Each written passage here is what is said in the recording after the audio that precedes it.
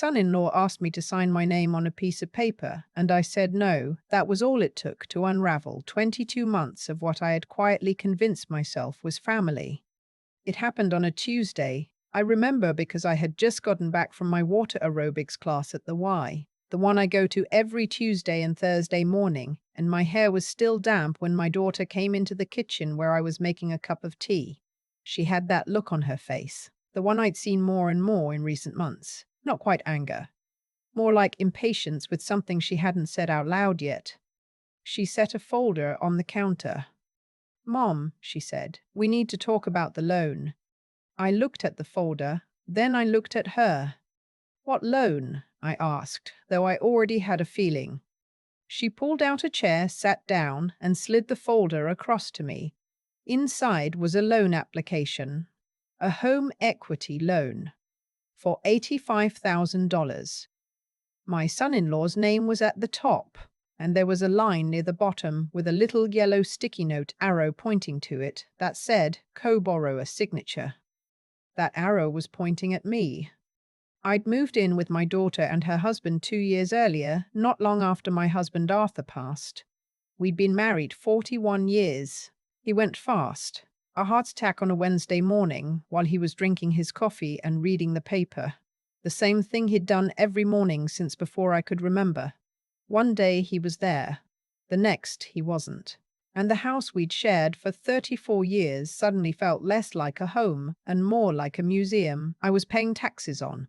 My daughter, I call her my daughter because that's what she is, and that's all that matters here, had called me within a week of the funeral.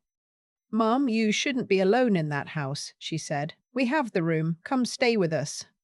I want to be honest with you about something. I knew, even then, that moving in with a married couple has its complications.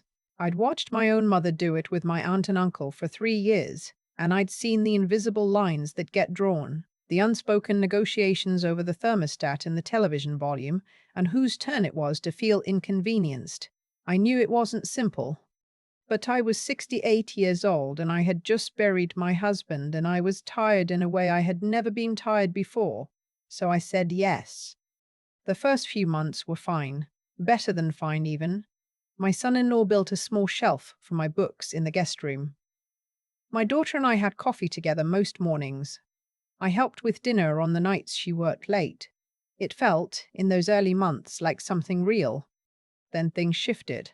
Slowly, the way seasons shift, you don't notice it until one day you're cold, and you wonder when that happened. My son-in-law started a landscaping business about 8 months after I moved in. He'd been unhappy at his job for years, and I understood wanting to do something of your own. Arthur had always said the same thing. I respected the ambition. What I didn't expect was to become part of the business plan. It started small. Could I watch the grandkids on days the sitter cancelled? Of course. Could I pick up a few things from the hardware store since I was out anyway? Sure. Could I help fold some invoices and stuff envelopes for a mailing they were sending out? I didn't mind. But then the business started struggling the way new businesses do, and I watched the stress settle into the house like weather. My son-in-law stopped asking and started assuming. My daughter started looking at me with a calculation behind her eyes that I didn't recognize at first, and then recognized too well. The heat in my room stopped working properly in November. I mentioned it twice. My son-in-law said he'd look at it. He didn't. I bought a space heater from Target and set it by the window and told myself it was fine. It wasn't fine. I want you to understand something about being a woman of a certain age who is living in someone else's house. You learn to make yourself small, not because you're weak, but because you understand the arithmetic of obligation. They took you in, they feed you dinner. The least you can do is not complain about the heat. You tell yourself that. You tell yourself that until it becomes the air you breathe, and then one day you realize you've been slowly disappearing and nobody noticed, not even you. The loan application on the kitchen counter was not the first time money had come up. 4 months earlier, my son-in-law had asked if I might be willing to put some of my savings into the business as a short-term investment.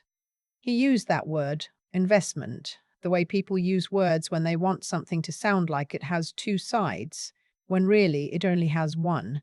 I said I'd think about it. I thought about it, and then I said no, gently, the way I said most things in that house. He didn't push. But something changed after that. A degree or two of coolness that I noticed but couldn't prove. And then the folder on the counter. I sat at that kitchen table for a long time, reading the loan documents while my tea went cold. $85,000 against what I didn't entirely understand, some combination of projected business revenue and an asset I didn't see listed in terms that made sense to me. My name would make me a co-borrower, which meant if the business didn't pay, the debt would be mine. I had a financial advisor, a quiet, no-nonsense woman I'd been seeing for 6 years, since Arthur and I had started talking seriously about retirement. Her name was not on any list of people I needed to impress or please. I decided I would call her before I said anything at all. I called her the next morning from a coffee shop 2 miles from the house because I wanted privacy. And I'd learned that privacy in a house where 3 adults live is something you have to drive somewhere to find. She listened while I described the loan. Then she was quiet for a moment. "I want you to understand what co-borrower means," she said.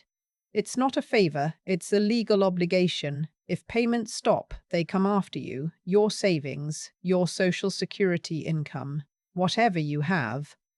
I already knew that, but hearing it said plainly in a place outside that kitchen made it real in a different way. "What would you advise?" I asked her. "I'd advise you to say no," she said, "and I'd advise you to have a plan for what comes next, because people don't always take that answer well." She knew me well enough to know what I was really asking. I drove back to the house that afternoon, and I found my son-in-law in the garage, organizing equipment. I stood in the doorway and I told him, as directly and as kindly as I could, that I had looked over the documents and I wasn't able to sign. I explained that it wasn't a reflection of my belief in him or his work. It was simply that I wasn't in a position to take on that kind of financial exposure at my age, with my fixed income, and with the uncertainty that comes with any new business. He nodded slowly. He didn't look at me. "All right," he said. That was all. I told my daughter that evening before dinner. She was at the stove stirring something, and she went still when I told her. "You said no," she repeated. "Not a question, a statement with weight in it." "I did," I said. She turned back to the stove. "That's fine, Mom," she said. "It's your decision." But her voice was the temperature of that guest room in November. 3 days later, she sat me down. I could feel it coming from the moment she asked if we could talk.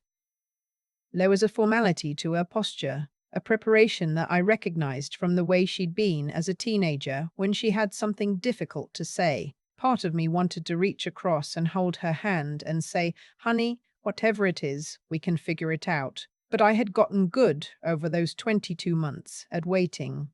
She told me that she and her husband had been talking. She told me that the house was feeling cramped, her word, cramped, though the house had 4 bedrooms and I had never once encroached on any space that wasn't offered to me. She told me that it might be time to think about whether the current arrangement was still working. "What does not working mean?" I asked. She had a way of looking at the corner of the room when she didn't want to look at me. She looked at the corner. "It might be time for you to think about your own place, Mom. We love you.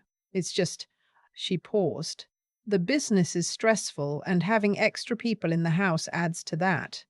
Extra people. I had folded their laundry. I had made soup when the grandchildren were sick. I had sat up with her one night in February when she cried about how hard everything felt, and I had held her and not said a single thing about myself. Extra people. I didn't say any of that. I sat with it. "When you say it might be time," I said, "what timeline are we talking about?" She said 30 days would be reasonable. 30 days. I nodded. I thanked her for telling me directly, and then I went to my room and I sat on the edge of the bed and I let myself feel every single thing for about 15 minutes. Not longer. 15 minutes was what I allowed. Here is what I want to tell you about grief that has nothing to do with death. When someone you love makes you feel disposable, there is a kind of mourning that goes with it. Not for them, exactly. For the version of them you were still hoping existed. For the relationship you were still extending the benefit of the doubt to. That morning is real, and it deserves its 15 minutes. And then you stand up. I had, without entirely meaning to, been laying a certain kind of groundwork for the past 4 months. Since the first time money had come up, since the conversation about the investment, I had quietly started paying attention. I had looked on my own at senior apartments in the area. Nothing serious, or so I'd told myself. Just looking, just knowing. I pulled out the folder I'd kept in my bedside drawer. I had toured 2 places, both within 15 miles. One had a wait list. One had a unit opening in 6 weeks. 6 weeks was close enough to 30 days to feel like something. I called the leasing office the next morning. The woman I spoke to was patient and thorough. She walked me through the income requirements, the deposit, the pet policy, even though I didn't have a pet. She told me the unit on the 3rd floor had a window that faced east. Good morning light, she said. I thought about how long it had been since I'd had good morning light. I put down a deposit that afternoon. I didn't tell my daughter right away. I went about my days. I helped with dinner. I read to the grandchildren on Friday night, the way I always did. I watched my son-in-law move through the kitchen without looking at me, and I thought, not for the first time, this was already over. I just wasn't the last to know. Arthur had left me in a better position than most people knew. He wasn't a showy man. We lived modestly, drove ordinary cars, never took trips that we couldn't afford. But he had been careful and consistent, and he had loved me in a way that included making sure I would be all right without him. The retirement accounts were mine. The small portfolio he'd managed for 30 years was mine. There was a life insurance policy that I had tried not to think about, because touching it meant accepting fully that he was gone. I had not been destitute. I had been grieving, which can look the same from the outside. I started packing slowly, a box at a time, in the evenings after the grandchildren were in bed. Books first, then the photographs, then the small clay bowl my mother had made in a ceramics class in 1987 that had sat on every kitchen windowsill I'd ever owned. I found Arthur's cardigan in the back of the closet. I don't know how it had ended up in my bag when I packed at the house. I sat down on the floor with it in my lap, and I stayed there for a while, and I thought about the fact that he would have known exactly what to say right now. He always did. He had a way of cutting through the noise and seeing the thing underneath. The thing underneath was this: I was not being thrown out. I was leaving. There is a difference, and the difference is everything. I told my daughter 2 weeks later, over breakfast, that I had found a place and that I'd be moving out on the 14th. She looked surprised. I think she had expected. I'm not sure what she expected. Maybe that I would push back. Maybe that the 30 days would stretch into 60, into 90, into the slow renegotiation of terms. That was another kind of staying. Maybe she thought the threat of homelessness would soften my no into a yes. It had done the opposite. You found a place already, she said. I did, I said. It's very nice. Good morning light. She was quiet for a moment. Then she said, Mom, I hope you know that this wasn't about. She stopped. I waited. She tried again. I hope you know we love you. I know you do, I said, and I meant it. Love and respect are not the same thing. A person can hold both of those truths without contradiction.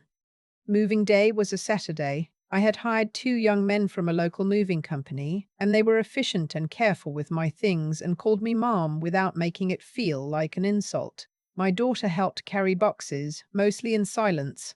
My son-in-law shook my hand at the end, and I shook his back, and we were both very polite about it. My grandchildren didn't know exactly what was happening, but they knew something was. The younger one, who is 4, held my hand all the way to my car and told me that her favorite stuffed rabbit was named after me. I held that in my chest the whole drive. My apartment is on the 3rd floor. The window does face east. In the mornings, when the light comes through, I make my coffee and I sit in the chair I've had since 1999 and I read. Sometimes I read for 2 hours before I do anything else. Nobody needs me for anything yet. Nobody has left a chore half done in my eye line to see if I'll finish it. Nobody is tallying my usefulness against the square footage I occupy. My financial advisor helped me set a budget that works comfortably on my fixed income, with room for small pleasures and an emergency fund that would make Arthur nod. I pay my own rent. I eat what I want when I want. I go to my water aerobics class. I have started going to a book club that meets at the library on the second and fourth Thursdays of every month, and two of the women there have become something close to friends. My daughter calls on Sundays. The conversations are careful, the way a healing thing is careful, tender in the places that were bruised. I don't know exactly what we are rebuilding or how long it will take, but I am not in a hurry. For the first time in years, I am not in a hurry for anything. There is something I have been thinking about since I moved, about what it costs a woman to make herself small in increments, how you trade away comfort, then privacy, then dignity, one small, reasonable concession at a time, until you look around and you don't recognize the amount of space you've shrunk yourself into, and how the path back isn't a fight, it isn't a confrontation or an ultimatum returned.